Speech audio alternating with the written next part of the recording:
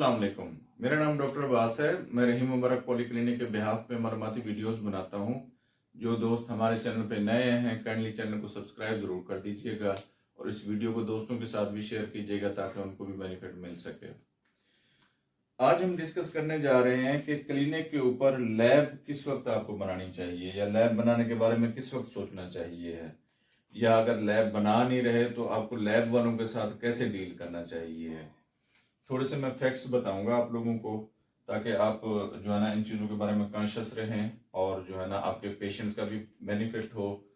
अच्छा, जब आप टेस्ट लिखते हैं तो आपकी बेसिक रिक्वायरमेंट ये होती है कि जी मैं डायग्नोसिस की तरफ पहुंचना चाहता हूँ। पेशेंट की जो हिस्ट्री है उसको मद्देनजर रखते हुए उसके साइन एंड सिम्टम या एग्जामिनेशन पे जो फाइंडिंग्स आई हैं मैं उनको यानी कि अपने डायग्नोसिस जो प्रोबेबल डायग्नोसिस हम बनाते हैं, डीडी बनाते हैं, डिफरेंशियल डायग्नोसिस, तो उसको जो है ना उसमें मुझे कंफर्मेशन में इजी रहे मेरे लिए डिसाइड करना कि कौन सी डिजीज है डायग्नोसिस करने में उसको।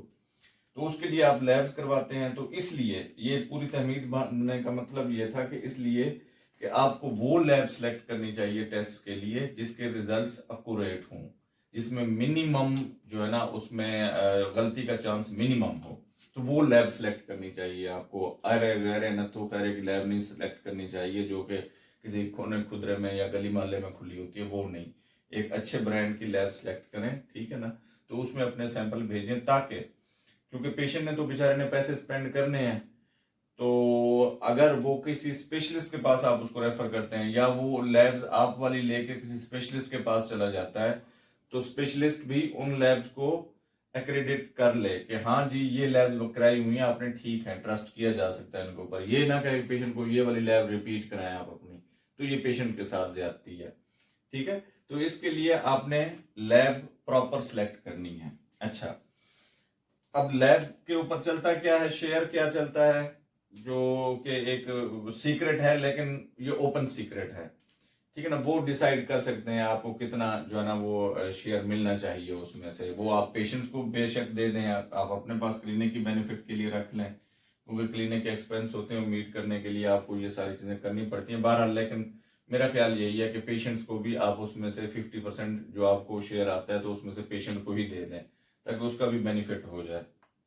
अच्छा, अब लैब जो है ना आप जो टेस्ट खुद परफॉर्म कर सकते हैं क्लिनिक के ऊपर, ठीक है ना, वो किट मेथड वाले सारे जो टेस्ट हैं आपके वो आप परफॉर्म कर सकते हैं, ठीक है ना। जिसमें आ जाता है कौन कौन से आ जाते हैं आपके, हेपेटाइटिस बी के और सी के, ठीक है ना, ये वाले आप कर सकते हैं।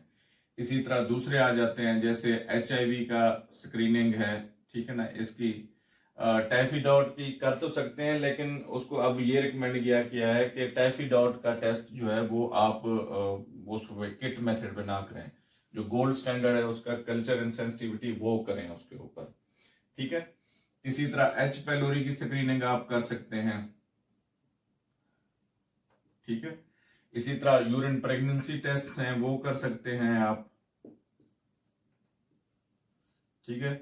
इसी तरह BSR कर सकते हैं। BSR जो है ना शुगर के लिए जो आप करते हैं ग्लूकोमीटर के जरिए वो कर सकते हैं टेस्ट। ये सारे टेस्ट हैं ऐसे हैं जो आप उस पर कर सकते हैं। अब तो मैंने सुना है कि यूरिक एसिड चेक करने वाली डिवाइस भी आ गई है कि उससे भी आप चेक कर सकते हैं, ठीक है। इसी तरह जो है ना 2-3 और भी टेस्ट हैं जिनको आप परफॉर्म कर सकते हैं। उसमें यानी कि अक्यूरेसी का जो है वो आप उनको कह सकते हैं कि जी 95% इसकी अक्यूरेसी है, क्योंकि वो जो किट मेथड वाले जो हैं कंपनी वाले वो इतना ही क्लेम करते हैं, 95% उसकी अक्यूरेसी रेट है, ठीक है। उसमें यानी कि कोई एम्बिग्विटी नहीं होती। मजीद अगर उनको कंफर्म करना हो तो फिर आप यानी कि जैसे H पैलोरी के लिए फिर इलाइजा करा सकते हैं आप, इसी के लिए इसके लिए भी इलाइजा करा सकते हैं, ठीक है ना। यूरिन प्रेगनेंसी टेस्ट तो उसके लिए बीटा HCG टेस्ट होता है, कंफर्मेटरी टेस्ट जो होता है वो करा सकते हैं आप, ठीक है ना। BSR तो वो अगर किसी की बड़ी हुई आ रही है तो उसको HbA1c करा सकते हैं आप, ठीक है। तो ये तो बड़े टेस्ट हैं जो लैब के पास जाएंगे, ठीक है। अच्छा, अब आपने क्लिनिक पे लैब कब स्टार्ट करने का सोचना चाहिए आपको, या कोई लैब वाला आता है आपके पास कहता है कि जी मैंने क्लिनिक के अंदर लैब बनानी है आपके, ठीक है। बेशक आप जो है ना उसको रेंट पे दे दें अपनी जगह जो है, ठीक है जी, आप आए बनाएं, मैं आपको काउंटर दे देता हूँ, ठीक है। आप अपना जो है ना जो स्क्रीनिंग वाला सामान है वो रखें, लेकिन आप मुझे रेंट पे करें इसका, वो यानी कि क्लिनिक का 50% भी हो सकता है, जो भी एक्सपेंस हो, या टोटल एक्सपेंस का 30% कर लें जी। बिजली के बिल में भी आपने मुझे अकोमोडेट करना है, तो 30% जितने भी एक्सपेंस होंगे, जिसमें आ जाएगा रेंट प्लस बिल्स, ठीक है, उसमें भी आप 30% मुझे जो है ना कंपनसेट करेंगे, तो ये अच्छी एक वो बन जाती है। फिर वो जो शेयर वगैरह है वो तो मिलता ही रहता है डॉक्टर को, ठीक है। अब आपने जो है ना क्लिनिक के अंदर अपनी लैब कब बनानी है, मेरा ख्याल ये है कि आपके मिनिमम भी जब 50+ पेशेंट्स हों तब आप माइक्रो लैब लेने का सोचें।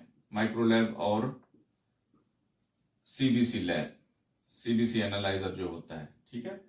ये भी कम से कम मैं आपको बता दूं, जो आजकल का जैसे सिनेरियो चल रहा है, आजकल के सिनेरियो में इसके ऊपर भी आप लोगों का 10 लाख रुपए खर्चा आ जाना है, अगर ये वाली चीजें आप करते हैं तो, ठीक है। तो 10 लाख रुपए खर्चा आप अगर इतना वो कर सकते हैं, स्पेयर कर सकते हैं, तो फिर जरूर बनाएं।